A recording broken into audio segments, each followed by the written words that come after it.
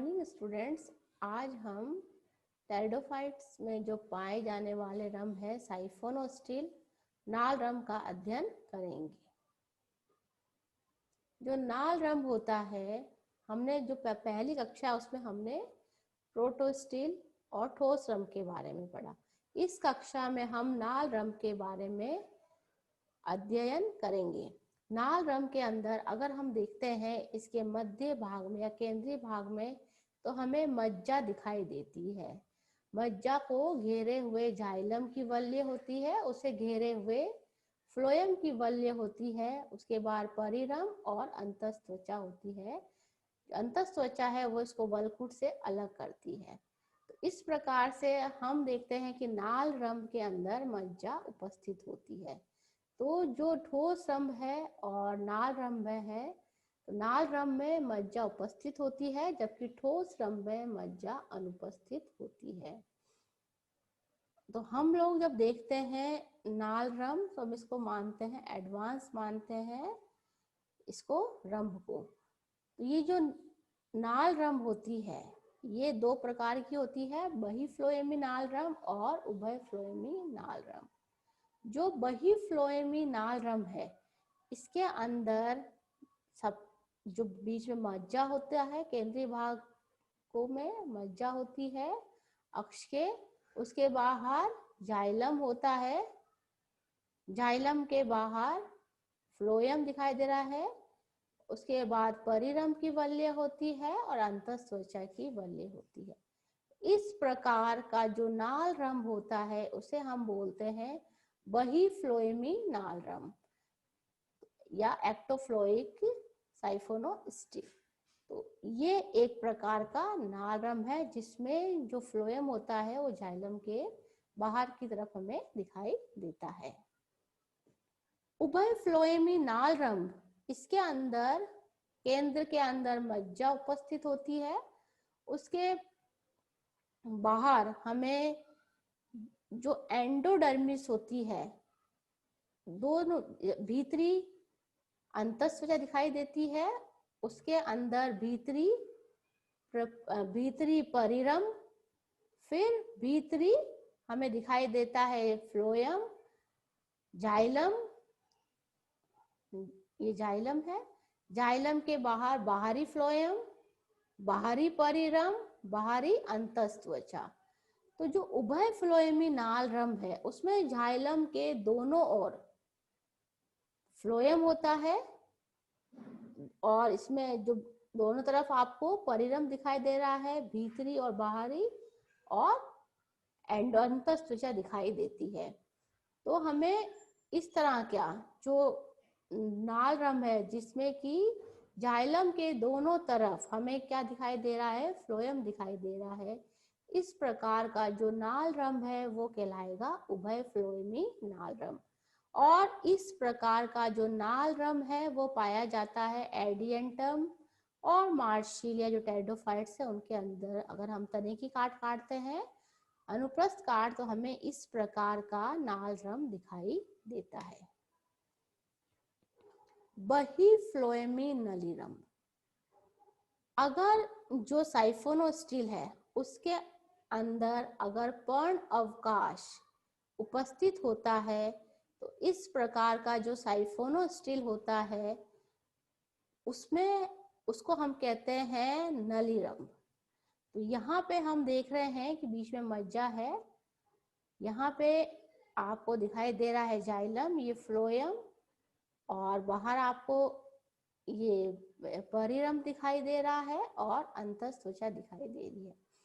तो ये जो साइफोनोस्टिल है इसमें यहाँ पे हमें जो टेरिडोफाइट्स है उनके अक्ष पर जब पर्ण अवकाश होते हैं तो उनको ये पर्ण अवकाश के कारण, तो यहाँ हमें इसके बीच में ये पर्ण अवकाश दिखाई दे रहा है।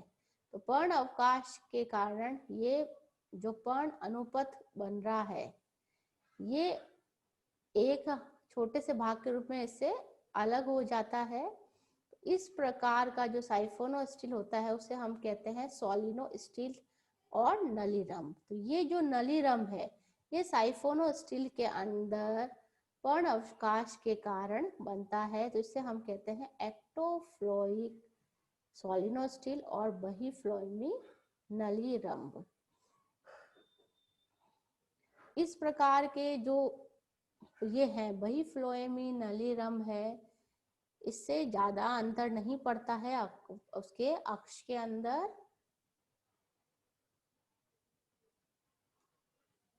अब ये जो उभय फ्लोएमी नलीरंभ है, इसमें हम देखते हैं जो उभय फ्लोएमी नलीरंभ है, इसमें बीच में जाइलम है, जाइलम को दोनों ओर से फ्लोएम घेरे हुए है। तो इस प्रकार का जो पर्ण अवकाश, जो पर्ण अनुपथ है, उसमें भी जो जाइलम, जो लीफ ये ट्रेस बन रहा है, पर्ण अनुपथ बन रहा है, वही छोटे से भाग के रूप में इसे अलग दिखाई देता है। ये है हमारा पर्ण अवकाश के कारण इस तरह से हमें रंभ दिखाई देता है, तो ये रंभ कहलाएगा उभय फ्लोएमी नली रंभ। इसमें एक हल्का सा इसके अंदर हमें अवकाश दिखाई देता है रंभ के अंदर।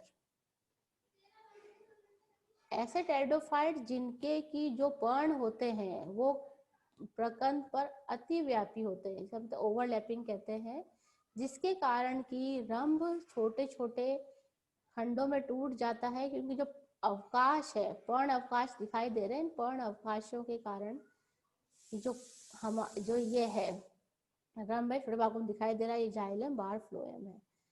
इस तरह के जो खंड है, एक इकाई को हम कहेंगे मेरिस्टिल के नाम से हम इसे कहते हैं।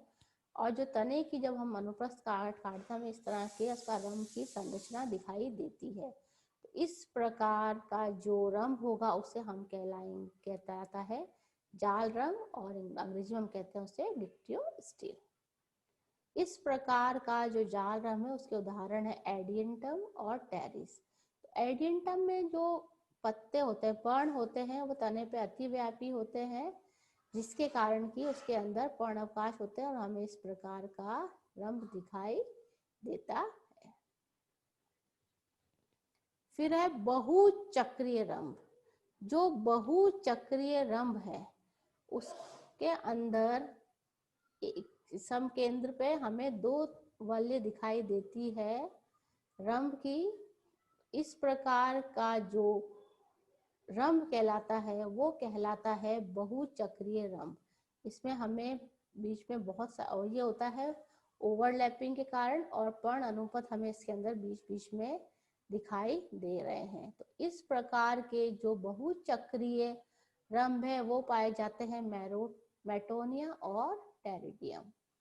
अब ये जो है साइफोनोस्टिल है, या हम कह रहे हैं नाल रंभ। तो जो नाल रंभ की उत्पत्ति कैसे होती, तो नाल रंभ हम देखते हैं कि इनके केंद्र में मज्जा उपस्थित होती है। तो इसके मज्जा की उत्पत्ति के आधार पे दो मत हैं।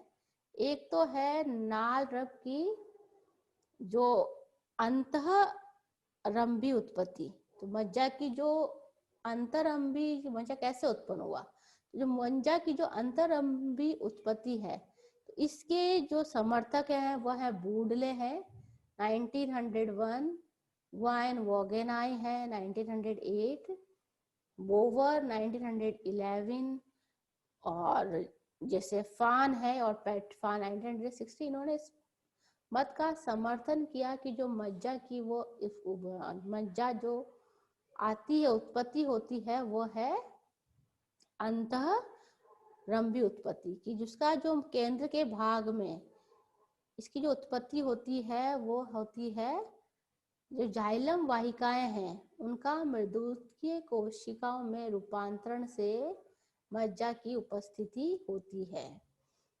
तो इसके जो उदाहरण हैं, जब हम देखते हैं बॉट्रिकियम वर्जिनियटम और ल्यूनुलेरिया के अंदर देखते हैं, तो उनके केंद्र के अंदर जो मज्जा होती है वहां पर जाइलम वाहिनिकाएं और मृदुत की कोशिकाएं दिखाई देती है। तो उसके आधार पर जितने भी टेरिडोलॉजिस्ट हैं उन्होंने इसको जो इसका है, इसको अंग्रेजी में बोलते हैं इंट्रास्टिलर ओरिजिन ऑफ पिथ। तो ये अंतरंभी सिद्धांत का इन्होंने समर्थन किया।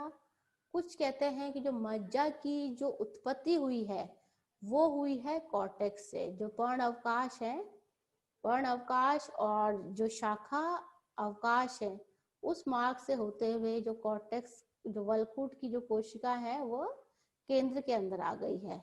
तो इस प्रकार की जो उत्पत्ति है उसे बोलते हैं हम लोग मज्जा की रंभ बाहरी उत्पत्ति, कि बाहर से आके रंभ की उत्पत्ति हुई।